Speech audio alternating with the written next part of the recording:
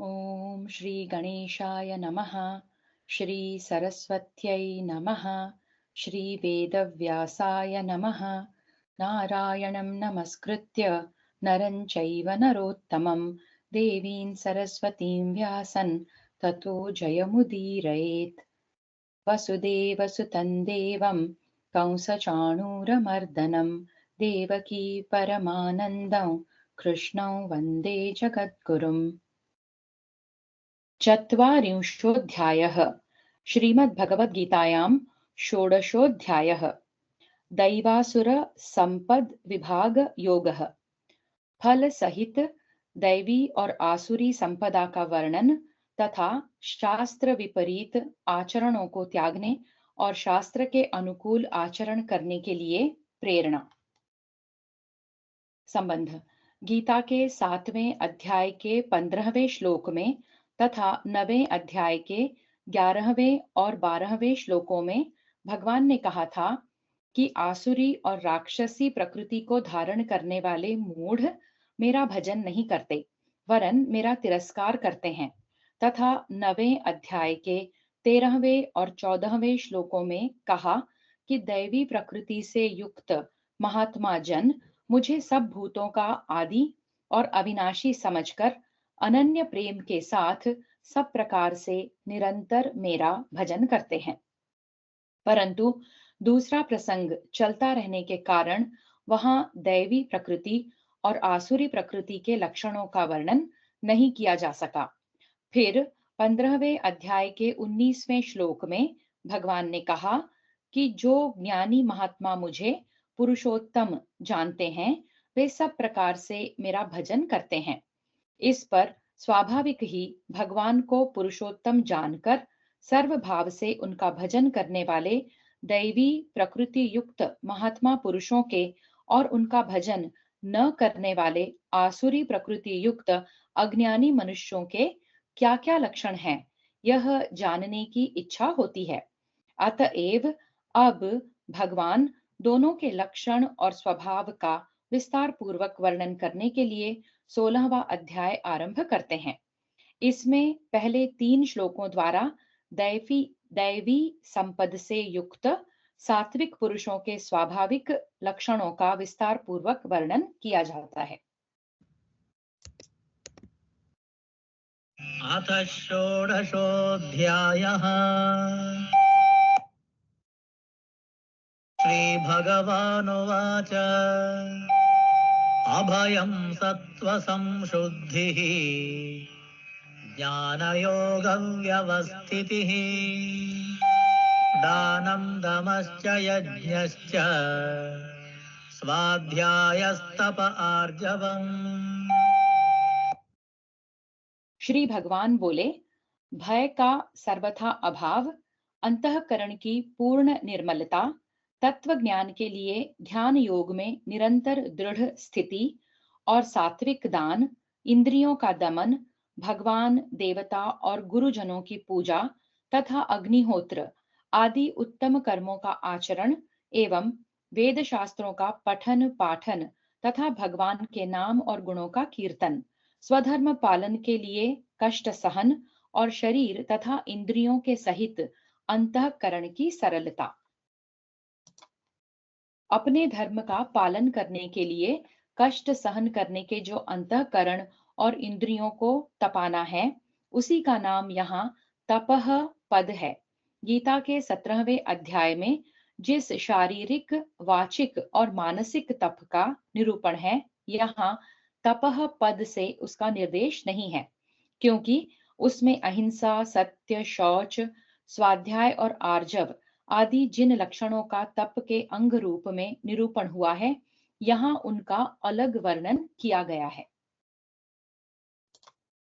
अहिंसा सत्यमक्रोधः त्यागः शान्तिरपैशुनम् दया भूतेष्वलोलुप्त्वम् मार्दवम् ह्रीरचापलम्।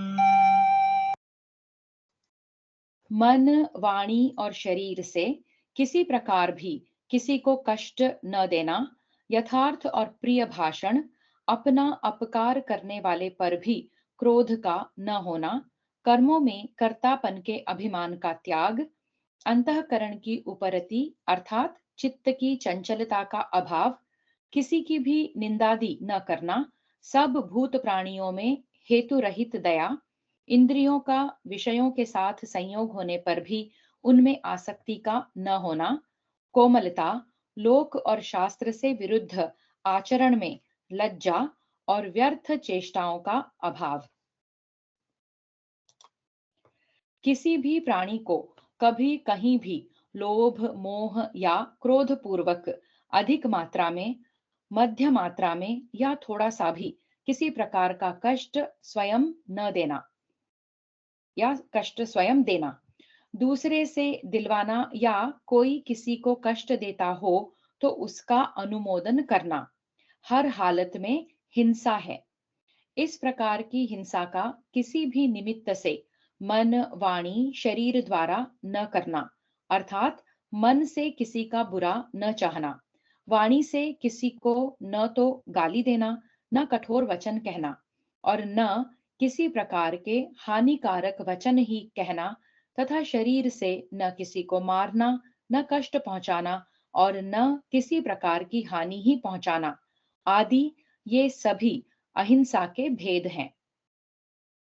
केवल गुण ही गुणों में बरत रहे हैं, मेरा इन कर्मों से कुछ भी संबंध नहीं है, ऐसा मानकर, अथवा मैं तो भगवान के हाथ की कठपुतली मात्र हूँ, भगवान ही अपने इच्छानुसार मेरे मन, वाणी और शरीर से सब कर्म करवा रहे हैं, मुझ में न तो अपने आप कुछ करने की शक्ति है और न मैं कुछ करता ही हूँ, ऐसा मानकर कर्तृत्व अभिमान का त्याग करना ही त्याग है, या कर्तव्य कर्म करते हुए उनमें ममता, आसक्ति, फल और स्वार्थ का सर्वथा त्याग करना भी त्याग है, एवं आत्मोन्नति में विरोधी वस्तु, भाव और क्रिया मात्र के त्याग का नाम भी त्याग कहा जाता है। दूसरे के दोष देखना या उन्हें लोगों में प्रकट करना अथवा किसी की निंदा या चुगली करना पिशुनता है। इसके सर्वथा अभाव का नाम अपैशुन है। किसी भी प्राणी को दुखी देखकर उसके दुख को जिस किसी प्रकार से किसी भी स्वार्थ की कल्पना किए बिना ही निवारण करने का और सब प्रकार से उसे सुखी बनाने का जो भाव है, उसे दया कहते हैं। दूसरों को कष्ट नहीं पहुंचाना अहिंसा है और उनको सुख पहुंचाने का भाव दया है। यही अहिंसा और दया का भेद है। अंतःकरण, वाणी और व्यवहार में जो कठोरता का सर्वथा अभाव होकर उनका अतिशय कोमल हो जाना है, उसी को मार्दव कहते हैं। हाथ पैर आदि को हिलाना, तिनके तोड़ना, जमीन कुरेदना, बेमतलब बकते रहना, बेसिर पैर की बातें सोचना आदि हाथ पैर, वाणी और मन की व्यर्थ चेष्टाओं का नाम चपलता है। इसी को प्रमाद भी कहते हैं। इसके सर्वथा अभाव को अचापल कहते हैं। तेजक्षमा धृतिः शौचम् अद्रोहो नातिमानिता भवन्ति सम्पदं दैवीम् अभिजातस्य भारत। तेज, क्षमा, धैर्य, बाहर की शुद्धि एवं किसी में भी शत्रु भाव का न होना और अपने में पूज्यता के अभिमान का अभाव, ये सब तो हे अर्जुन दैवी संपदा को लेकर उत्पन्न हुए पुरुष के लक्षण हैं। श्रेष्ठ पुरुषों की उस शक्ति विशेष का नाम तेज है, जिसके कारण उनके सामने विषयासक्त और नीच प्रकृति वाले मनुष्य भी प्रायः अन्यायाचरण से रुक कर उनके कथनानुसार श्रेष्ठ कर्मों में प्रवृत्त हो जाते हैं। भारी से भारी आपत्ति, भय या दुख उपस्थित होने पर भी विचलित न होना, काम, क्रोध, भय या लोभ से किसी प्रकार भी अपने धर्म और कर्तव्य से विमुख न होना धैर्य है। इस अध्याय के पहले श्लोक से लेकर इस श्लोक के पूर्वार्ध तक 2.5 श्लोकों में 26 लक्षणों के रूप में उस दैवी संपद रूप सद्गुण और सदाचार का ही वर्णन किया गया है। अतः ये सब लक्षण जिसमें स्वभाव से विद्यमान हो अथवा जिसने साधन द्वारा प्राप्त कर लिए हों, वही पुरुष दैवी संपद से युक्त है। दम्भो दर्पोऽभिमानश्च क्रोधः पारुष्यमेव च अज्ञानं चाभिजातस्य पार्थ सम्पदमासुरी। हे पार्थ, दंभ, घमंड और अभिमान तथा क्रोध, कठोरता और अज्ञान भी ये सब आसुरी संपदा को लेकर उत्पन्न हुए पुरुष के लक्षण हैं। मान, बड़ाई, पूजा और प्रतिष्ठा के लिए, धन आदि के लिए लोभ से या किसी को ठगने के अभिप्राय से अपने को धर्मात्मा, भगवत भक्त, ज्ञानी या महात्मा प्रसिद्ध करना तथा दिखाऊ धर्म पालन का, दानीपन का, भक्ति का, व्रत उपवास आदि का, योग साधना का और जिस किसी भी रूप में रहने से अपना काम सधता हो, उसी का ढोंग रचना दंभ है। विद्या, धन, कुटुंब, जाति, अवस्था, बल और ऐश्वर्य आदि के संबंध से मन में गर्व होता है,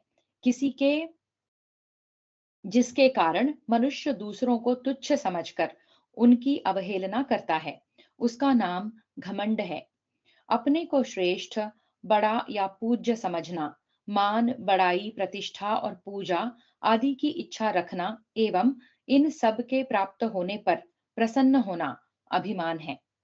बुरी आदत के अथवा क्रोधी मनुष्यों के संगत के कारण या किसी के द्वारा अपना तिरस्कार, अपकार या निंदा किए जाने पर, मन के विरुद्ध कार्य होने पर, किसी के द्वारा दुर्वचन सुनकर या किसी का अन्याय देखकर इत्यादि किसी भी कारण से अंतःकरण में जो द्वेष युक्त उत्तेजना हो जाती है, जिसके कारण मनुष्य के मन में प्रतिहिंसा के भाव जागृत हो उठते हैं, नेत्रों में लाली आ जाती है, होठ फड़कने लगते हैं, मुख की आकृति भयानक हो जाती है, बुद्धि मारी जाती है और कर्तव्य का विवेक नहीं रह जाता, इत्यादि किसी प्रकार की भी उत्तेजित वृत्ति का नाम क्रोध है। कोमलता के अत्यंत अभाव का नाम कठोरता है। किसी को गाली देना, कटु वचन कहना, ताने मारना आदि वाणी की कठोरता है। विनय का अभाव शरीर की कठोरता है तथा क्षमा और दया के विरुद्ध प्रतिहिंसा और क्रूरता के भाव को मन की कठोरता कहते हैं। सत्य असत्य और धर्म अधर्म आदि को यथार्थ न समझना या उनके संबंध में विपरीत निश्चय कर लेना, यही यहाँ अज्ञान है। इस श्लोक में दुर्गुण और दुराचारों के समुदाय रूप आसुरी संपद संक्षेप में बतलाई गई है। अतः ये सब या इनमें से कोई भी लक्षण जिसमें विद्यमान हो, उसे आसुरी संपदा से युक्त समझना चाहिए। दैवी सम्पद्विमोक्षाय निबन्धायासुरीमत मा शुचः सम्पदं दैवीम् अभिजातोऽसि पाण्डव। दैवी संपदा मुक्ति के लिए और आसुरी संपदा बांधने के लिए मानी गई है। इसलिए हे अर्जुन, तू शोक मत कर, क्योंकि तू दैवी संपदा को लेकर उत्पन्न हुआ है। इसी अध्याय के पहले श्लोक से लेकर तीसरे श्लोक तक सात्विक गुण और आचरणों के समुदाय रूप जिस दैवी संपदा का वर्णन किया गया है, वह मनुष्य को संसार बंधन से सदा के लिए सर्वथा मुक्त करके सच्चिदानंद घन परमेश्वर से मिला देने वाली है। ऐसा वेद, शास्त्र और महात्मा सभी मानते हैं। द्वौ भूतसर्गौ लोकेऽस्मिन् दैव आसुर एव च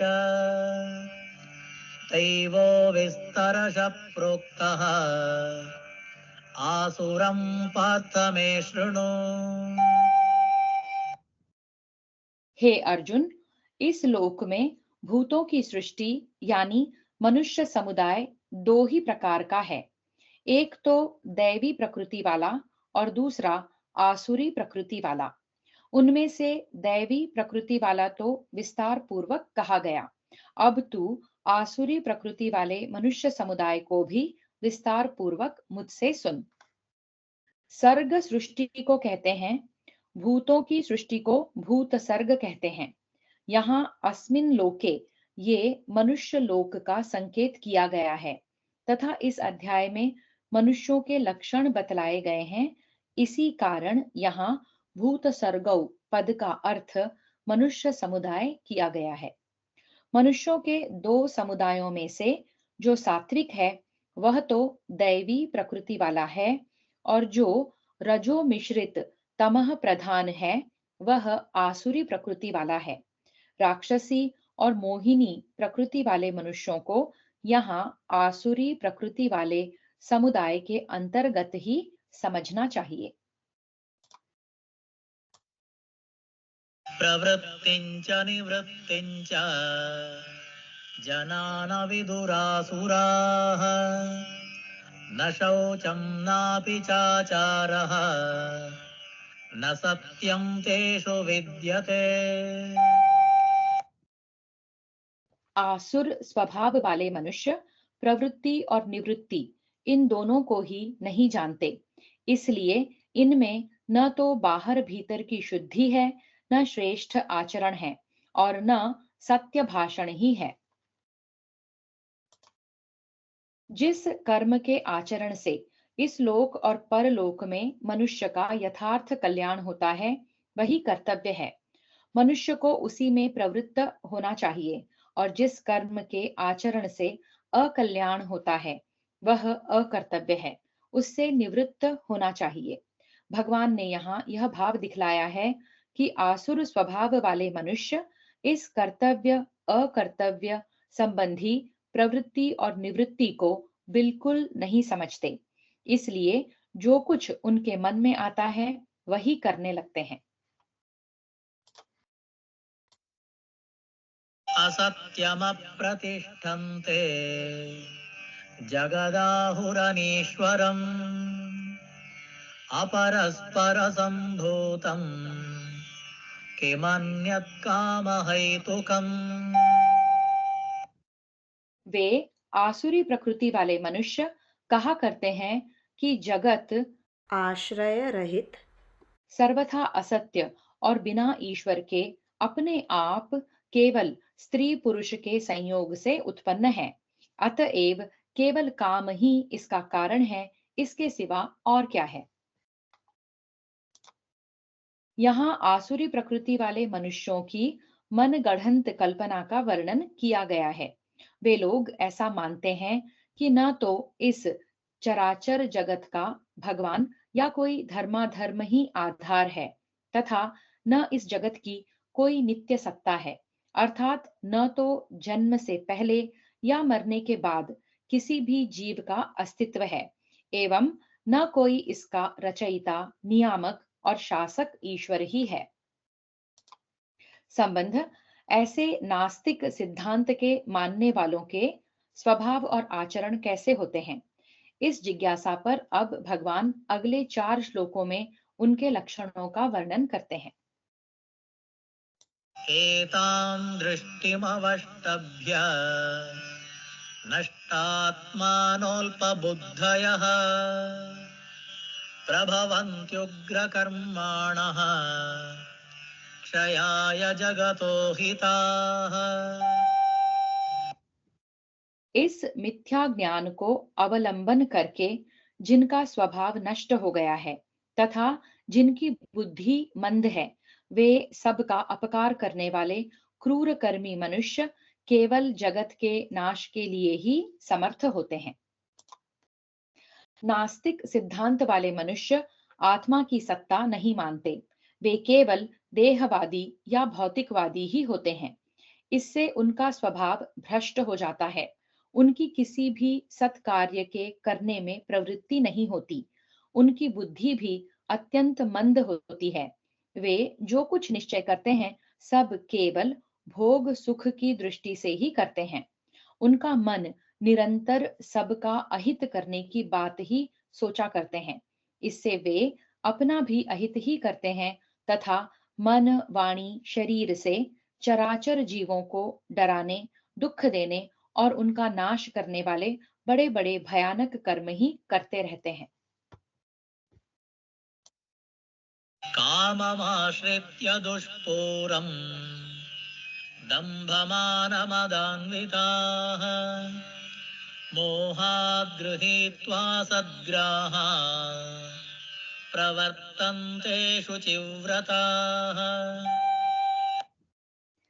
वे दंभ, मान और मद से युक्त मनुष्य किसी प्रकार भी पूर्ण न होने वाली कामनाओं का आश्रय लेकर अज्ञान से मिथ्या सिद्धांतों को ग्रहण करके और भ्रष्ट आचरणों को धारण करके संसार में विचरते हैं। जिनके खान पान, रहन सहन, बोल चाल, व्यवसाय वाणिज्य, देन लेन और बर्ताव व्यवहार आदि शास्त्र विरुद्ध और भ्रष्ट होते हैं, वे भ्रष्ट आचरणों वाले कहे जाते हैं। चिन्तामपरिमेयाञ्च प्रलयान्तामुपाश्रिताः कामोपभोगपरमाः एतावदिति निश्चिताः। तथा वे मृत्यु पर्यंत रहने वाली असंख्य चिंताओं का आश्रय लेने वाले, विषय भोगों के भोगने में तत्पर रहने वाले और इतना ही सुख है, इस प्रकार मानने वाले होते हैं। आशापाशशतैर्बद्धाः कामक्रोधपरायणाः ईहन्ते कामभोगार्थम् अन्यायेनार्थसञ्चया। वे आशा की सैकड़ों फांसियों से बंधे हुए मनुष्य काम क्रोध के परायण होकर विषय भोगों के लिए अन्यायपूर्वक धनादि पदार्थों को संग्रह करने की चेष्टा करते रहते हैं। आसुर स्वभाव वाले मनुष्य मन में उठने वाली कल्पनाओं की पूर्ति के लिए भांति भांति की सैकड़ों आशाएं लगाए रहते हैं। उनका मन कभी किसी विषय की आशा में लटकता है, कभी किसी में खिंचता है और कभी किसी में अटकता है। इस प्रकार आशाओं के बंधन से वे कभी छूटते ही नहीं। इसी से उनको सैकड़ों आशाओं की फांसियों से बंधे हुए कहा गया है। विषय भोगों के उद्देश्य से जो काम क्रोध का अवलंबन करके अन्याय पूर्वक अर्थात चोरी, ठगी, डाका, झूठ, कपट, छल, दंभ, मारपीट, कूटनीति, जुआ, धोखेबाजी, विष प्रयोग, झूठे मुकद्दमे और भय प्रदान आदि शास्त्र विरुद्ध उपायों के द्वारा दूसरों के धनादि को हरण करने की चेष्टा करना है, यही विषय भोगों के लिए अन्याय से अर्थ संचय करने का प्रयत्न करना है।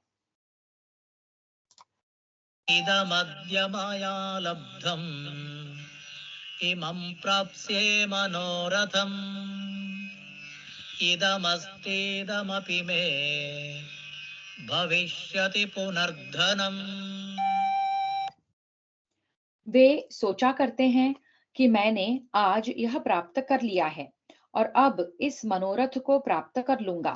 मेरे पास यह इतना धन है और फिर यह भी हो जाएगा। असौ मया हतः शत्रुः हनिष्ये चापरानपि ईश्वरोऽहम् अहं भोगी सिद्धोऽहं बलवान् सुखी। वह शत्रु मेरे द्वारा मारा गया और उन दूसरे शत्रुओं को भी मैं मार डालूंगा। मैं ईश्वर हूँ, ऐश्वर्य को भोगने वाला हूँ, मैं सब सिद्धियों से युक्त हूँ और बलवान तथा सुखी हूं। इससे यह भाव दिखलाया गया है कि अहंकार के साथ ही वे मानने में भी चूर रहते हैं। अहंकार के साथ ही वे मानने में भी चूर रहते हैं। इससे ऐसा समझते हैं कि संसार में हमसे बड़ा और है ही कौन। हम जिसे चाहें मार दें, बचा दें, जिसकी चाहें जड़ उखाड़ दें या रौंप दें। अतः बड़े गर्व के साथ कहते हैं, अरे हम सर्वथा स्वतंत्र हैं, सब कुछ हमारे ही हाथ में तो है। हमारे सिवा दूसरा कौन ऐश्वर्यवान है। सारे ऐश्वर्यों के स्वामी हम ही तो हैं। सारे ऐश्वर्यों के ईश्वर परम पुरुष भी तो हम ही हैं। सबको हमारी ही पूजा करनी चाहिए। हम केवल ऐश्वर्य के स्वामी ही नहीं, समस्त ऐश्वर्य का भोग भी करते हैं। हमने अपने जीवन में काफी विफलता का अनुभव किया ही नहीं, हमने अपने जीवन में कभी विफलता का अनुभव किया ही नहीं। हमने जहां हाथ डाला वहीं सफलता ने हमारा अनुगमन किया। हम सदा सफल जीवन हैं, परम सिद्ध हैं। भविष्य में होने वाली घटना हमें पहले से ही मालूम हो जाती है। हम सब कुछ जानते हैं, कोई बात हमसे छिपी नहीं है। इतना ही नहीं, हम बड़े बलवान हैं। हमारे मनोबल या शारीरिक बल का इतना प्रभाव है कि जो कोई उसका सहारा लेगा वही उस बल से जगत पर विजय पालेगा। इन्हीं सब कारणों से हम परम सुखी हैं। संसार के सारे सुख सदा हमारी सेवा करते हैं और करते रहेंगे। आड्योऽभिजनवानस्मि कोऽन्योऽस्ति सदृशो मया यक्ष्ये दास्यामि मोदिष्ये इत्यज्ञानविमोहिताः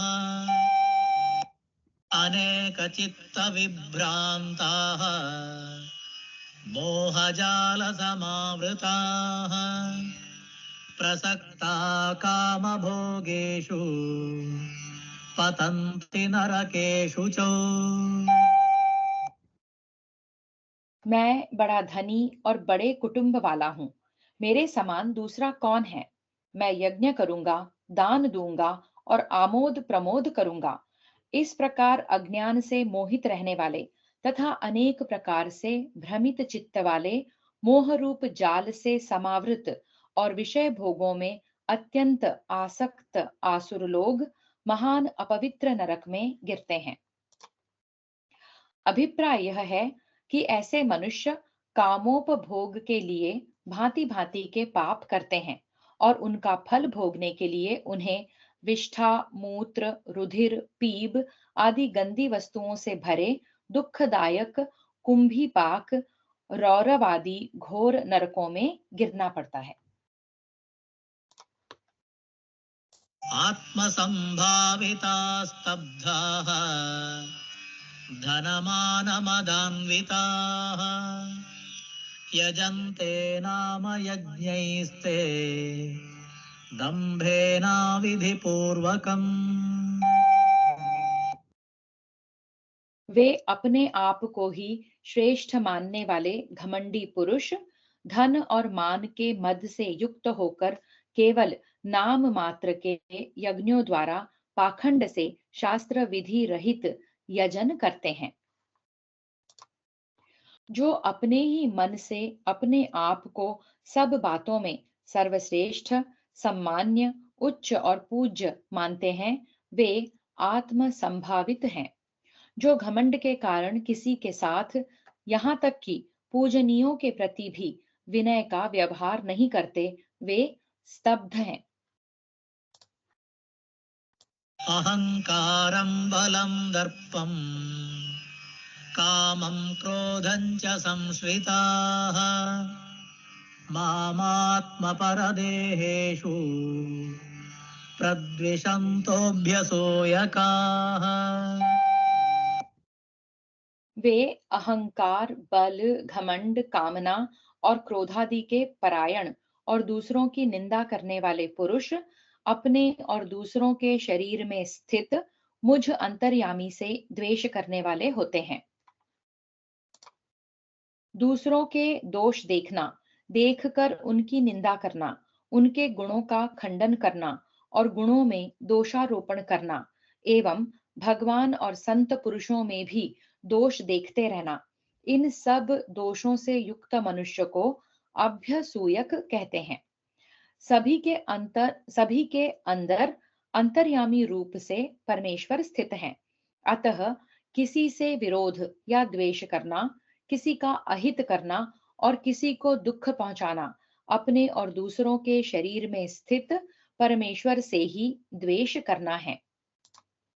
संबंध। इस प्रकार 7वें से 18वें श्लोकों तक आसुरी स्वभाव वालों के दुर्गुण और दुराचार आदि का वर्णन करके अब उन दुर्गुण दुराचारों में त्याज्य बुद्धि कराने के लिए अगले 2 श्लोकों में भगवान वैसे लोगों की घोर निंदा करते हुए उनकी दुर्गति का वर्णन करते हैं।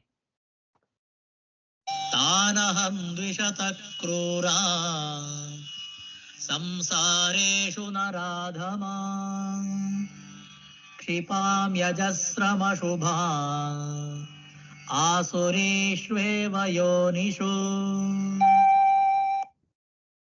उन द्वेष करने वाले पापाचारी और क्रूर कर्मी नराधमों को मैं संसार में बार बार आसुरी योनियों में ही डालता हूँ।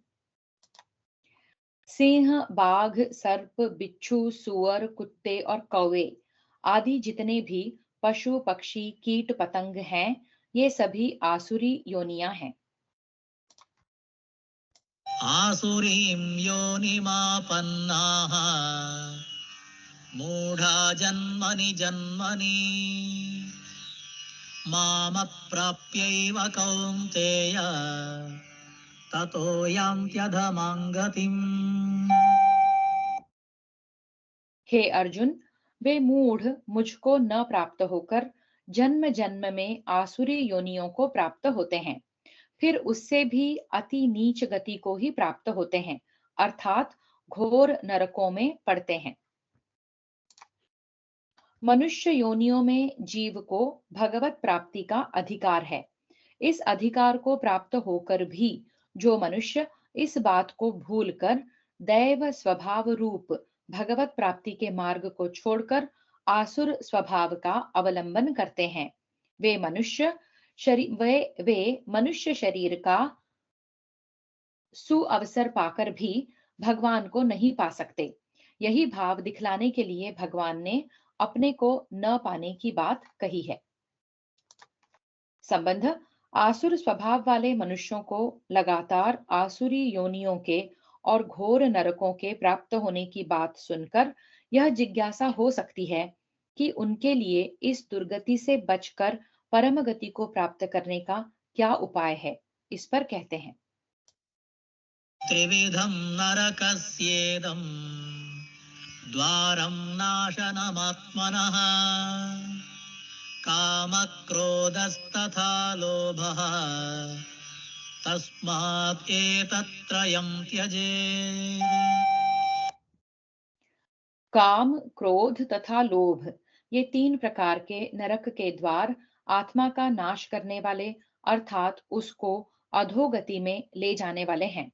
अतएव इन तीनों को त्याग देना चाहिए। स्त्री, पुत्र आदि समस्त भोगों की कामना का नाम काम है। इस कामना के वशीभूत होकर ही मनुष्य चोरी, व्यभिचार और अभक्ष्य भोजन आदि नाना प्रकार के पाप करते हैं। मन के विपरीत होने पर जो उत्तेजनामय वृत्ति उत्पन्न होती है, उसका नाम क्रोध है। क्रोध के आवेश में मनुष्य हिंसा, प्रतिहिंसा आदि भांति भांति के पाप करते हैं। धनादि विषयों की अत्यंत बढ़ी हुई लालसा को लोभ कहते हैं। लोभी मनुष्य उचित अवसर पर धन का त्याग नहीं करते एवं अनुचित रूप से भी उपार्जन और संग्रह करने में लगे रहते हैं। इसके कारण उनके द्वारा झूठ, कपट, चोरी और विश्वासघात आदि बड़े बड़े पाप बन जाते हैं। मनुष्य जब से काम, क्रोध, लोभ के वश में होते हैं, तभी से वे अपने विचार, आचरण और भावों में गिरने लगते हैं। काम, क्रोध और लोभ के कारण उनसे ऐसे कर्म होते हैं जिनसे उनका शारीरिक पतन हो जाता है, मन बुरे विचारों से भर जाता है, बुद्धि बिगड़ जाती है, क्रियाएं सब दूषित हो जाती हैं और इसके फलस्वरूप उनका वर्तमान जीवन सुख, शांति और पवित्रता से रहित होकर दुखमय बन जाता है तथा मरने के बाद उनको आसुरी योनियों की और नरकों की प्राप्ति होती है। इसलिए इन त्रिविध दोषों को नरक के द्वार और आत्मा का नाश करने वाले बतलाया गया है। एतैर्विमुक्तः कौन्तेय तमोद्वारैस्त्रिभिर्नरः आचरत्यात्मनः श्रेयः ततो याति परं गतिम्। हे अर्जुन, इन तीनों नरक के द्वारों से मुक्त पुरुष अपने कल्याण का आचरण करता है। इससे वह परम गति को जाता है, अर्थात मुझको प्राप्त हो जाता है। काम, क्रोध और लोभ आदि आसुरी संपदा का त्याग करके शास्त्र प्रतिपादित सद्गुण और सदाचार रूप दैवी संपदा का निष्काम भाव से सेवन करना ही कल्याण के लिए आचरण करना है। संबंध, जो उपर्युक्त दैवी संपदा का आचरण न करके अपनी मान्यता के अनुसार कर्म करता है, वह परम गति को प्राप्त होता है या नहीं, इस पर कहते हैं।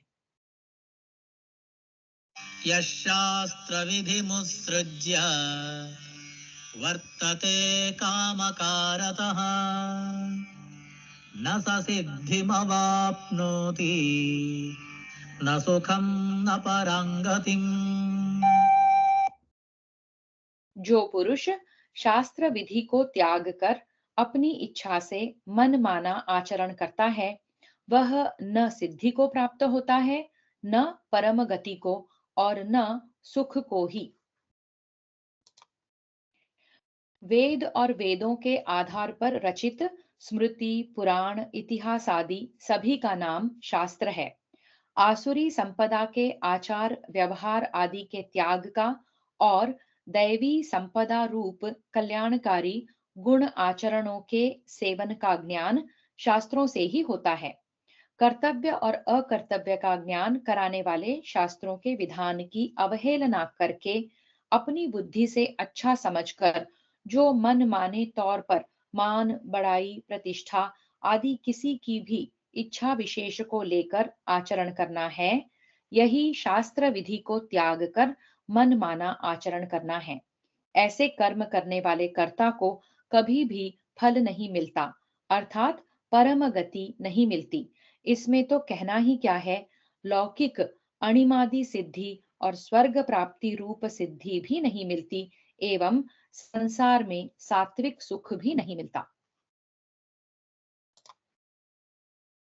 तस्मात् शास्त्रं प्रमाणं ते कार्याकार्यव्यवस्थितौ ज्ञात्वा शास्त्रविधानोक्तं कर्म कर्तुमिहार्हसि।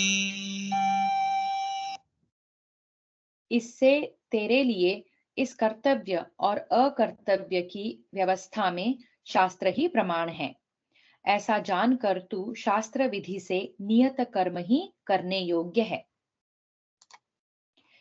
इससे यह भाव दिखलाया गया है कि क्या करना चाहिए और क्या नहीं करना चाहिए, इसकी व्यवस्था श्रुति, वेद मूलक स्मृति और पुराण, इतिहास आदि शास्त्रों से प्राप्त होती है। अतएव इस विषय में मनुष्य को मन माना आचरण न करके शास्त्रों को ही प्रमाण मानना चाहिए, अर्थात इन शास्त्रों में जिन कर्मों के करने का विधान है उनको करना चाहिए और जिनका निषेध है उन्हें नहीं करना चाहिए तथा उन शास्त्र विहित शुभ कर्मों का आचरण भी निष्काम भाव से ही करना चाहिए, क्योंकि शास्त्रों में निष्काम भाव से किए हुए शुभ कर्मों को ही भगवत प्राप्ति में हेतु बतलाया है। ॐ तत्सदिति श्रीमद्भगवद्गीतासु उपनिषत्सु ब्रह्मविद्यायां योगशास्त्रे श्रीकृष्णार्जुनसंवादे दैवासुरसम्पद्विभागयोगो नाम षोडशोऽध्यायः।